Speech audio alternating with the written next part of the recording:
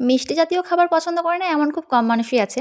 তবে আমার কিন্তু মিষ্টি জিনিস খেতে অনেক ভালো লাগে। তো আজকে বানাবো জিভে গজা। দোকান থেকে তো আমরা অনেকেই কিনে খেয়েছি কিন্তু বাড়িতে কোনোদিন এভাবে বানিয়ে কোনোদিন খাওয়া হয়নি। তো সেজন্য আজকে বানাবো। তো ১ম এই এখানে রোল ময়দা নিয়ে নিয়েছি আর অনেকটা পরিমাণে তেল দিয়েছি। এবার ভালোভাবে ময়ান দিয়ে সেটাকে মেখে এক সাইডে রেখে এবার আমি চিনির শিরাটা বানিয়ে নেব। তো এখানে ২ বাটি পরিমাণ চিনি দিয়েছি আর ১.৫ বাটি পানি দিয়ে এবার ভালো মতো ফুটিয়ে তার মধ্যে একটুখানি এলাচ আর একটুখানি লেবুর রস দিয়ে এবার একতার হলে সেটাকে নামিয়ে রেখে দিব। এবার ময়দাটা আরেকটুখানি ভালোভাবে মেখে সেটাকে ছোট, ছোট করে লেচি কেটে যতটা সম্ভব পাতলা করে বেলে নেব। এবার রুটিটাকে লেয়ার করার জন্য আমি উপর থেকে কর্নফ্লাওয়ার আর একটুখানি সাদা তেল দিয়ে গুলিয়ে সেটা উপর থেকে দিয়ে আর একটুখানি কর্নফ্লাওয়ার শুকনো কর্নফ্লাওয়ার উপর থেকে ছিটিয়ে এবার পরপর ৫-৬ টা রুটি এভাবে দিতে থাকবো। তারপরে রোল করে পিস, পিস করে কেটে আলতো হাতে বেলে নেব।